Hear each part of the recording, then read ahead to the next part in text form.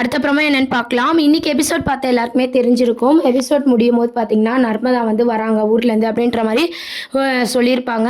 S, நம்ம நர்மதா காவேரியோட கடைசி தங்கச்சி பார்த்தீங்கன்னா, ஹாஸ்டல்ல தங்கி படிச்சுட்டு இருக்காங்க இல்லையா, அவங்க பார்த்தீங்கன்னா லீவ் விட்டுருக்காங்க அப்படின்னு சொல்லிட்டு நம்ம காவேரி வீட்டுக்கு வராங்க. இதை பேஸ் பண்ணி தான் அடுத்தப்புறமா வந்து மூவ் பண்ணியிருக்காங்க. இன்னைக்கு எபிசோட் வந்து ரொம்ப சுவாரஸ்யமாக வந்து கொண்டு போயிருந்தாங்க.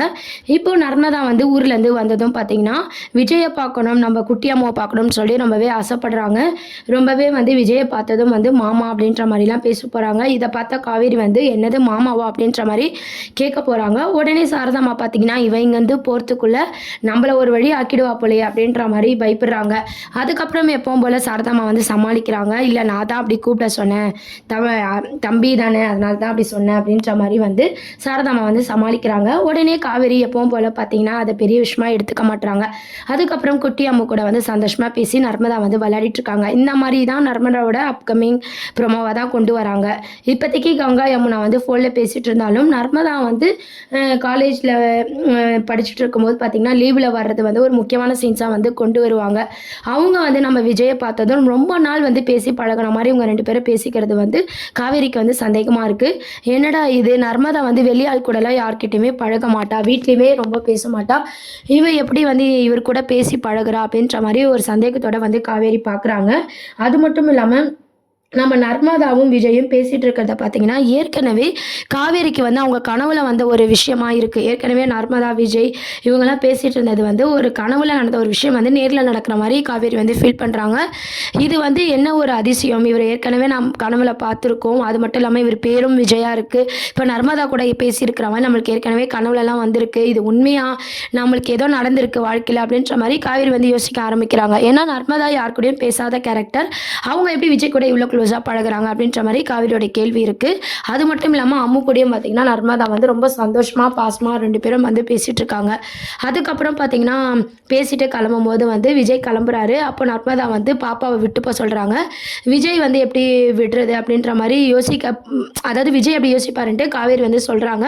விஜய் பார்த்திங்கன்னா அதெல்லாம் ஒன்றும் பிரச்சனை இல்லை, நான் தாராளமாக விட்டு போகிறேன் அப்படின்ற மாதிரி குட்டி அம்மாவை வந்து அங்கே விட்டு போகிறாங்க.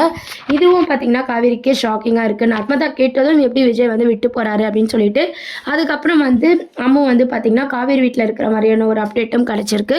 நர்மதா, அம்மு, காவேரி, சாரதா எல்லாருமே வந்து பார்த்திங்கன்னா சந்தோஷமாக பேசி சாப்பிட்டுட்டு இருக்காங்க, சந்தோஷமாக இருக்காங்க. அதுக்கப்புறம் நர்மதா என்ன யோசிக்கிறாங்கன்னா, அக்காவுக்கு மட்டும் பழசெல்லாம் ஞாபகம் வந்துருச்சுன்னா எல்லாருமே நம்ம விஜய் மாமா கூட சேர்ந்து சந்தோஷமாக இருக்கலாம்ல, அக்காவால் தானே மாமா இப்போ கிளம்பிட்டாரு அப்படின்ற மாதிரி நர்மதா யோசிக்கிறாங்க.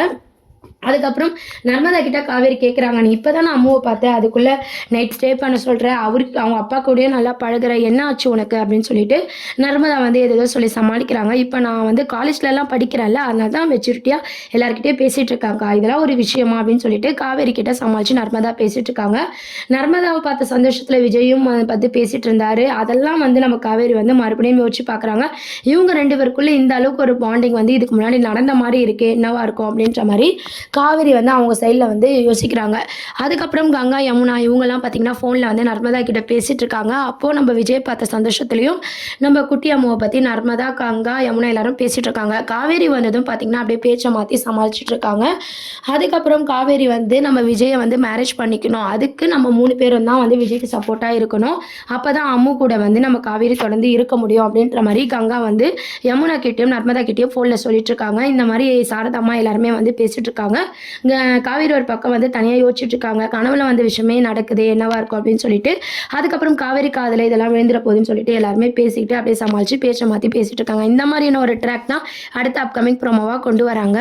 அதுக்கப்புறம் பார்த்திங்கன்னா இன்றைக்கி மதர்ஸ் டே அந்த எபிசோட்ஸ் பார்த்திங்கன்னா நம்ம அம்முவும் காவேரியும் வந்து அந்த கொஸ்டின் ஆன்சர்ஸ்லாம் வந்து ஆன்சர் சொன்னாங்க இல்லையா, அந்த 3 கொஸ்டின், அதாவது பிடிச்ச கதையாக இருக்கட்டும், பிடிச்ச ஹீரோ யார் அப்படின்ற ஒரு கேட்குற விதமாக இருக்கட்டும், பொழுதுபோக்கு அப்படின்ற மாதிரி அந்த 3 கொஸ்டினுக்கும் பார்த்திங்கன்னா காவேரி வந்து யோசிச்சு வந்து அழகாக வந்து அம்மு எழுதின ஆன்சரை வந்து அழகாக சொல்கிறாங்க. அதெல்லாம் வந்து இன்றைக்கி எபிசோடில் வந்து ஒரு ஹைலைட் சீனாக கொண்டு வந்தாங்க. காம்படிஷனோட டைட்டில் வின்னர் அப்படின்ட்டு மதர்ஸ் டே அப்படின்னு பார்த்திங்கன்னா காவேரிக்கும் குட்டி அம்முக்கும் தராங்க. இதெல்லாம் பார்த்து நம்ம விஜய் ரொம்பவே சந்தோஷமா இருக்குது. அந்த சந்தோஷத்தில் பார்த்தீங்கன்னா ஹோட்டலுக்குலாம் கூட்டு போய் ட்ரீட் வைக்கிறாங்க.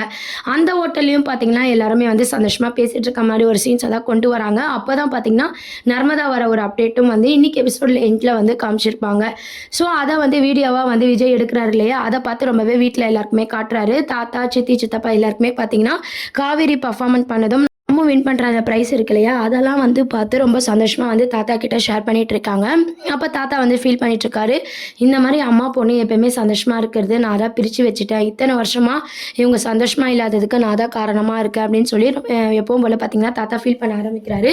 உடனே விஜய் என்ன சொல்கிறாருன்னா, இப்போ தான் எல்லாமே சரியாயிட்டு வருதுல்ல, அம்முக்கு அம்மா பாசம் கிடைக்குதுல்ல, இதுவே நிலச்சிருந்தா எனக்கு போதும், கூடிய சீக்கிரம் நானும் காவேரியும் ஒன்றா சேருவோம் அப்படின்னு சொல்லிட்டு விஜய் வந்து சொல்லிட்டு இருக்காரு. அதுக்கப்புறம் அந்த வீடியோவே பார்த்து ரொம்பவே சந்தோஷப்பட்டுட்டு இருக்காரு.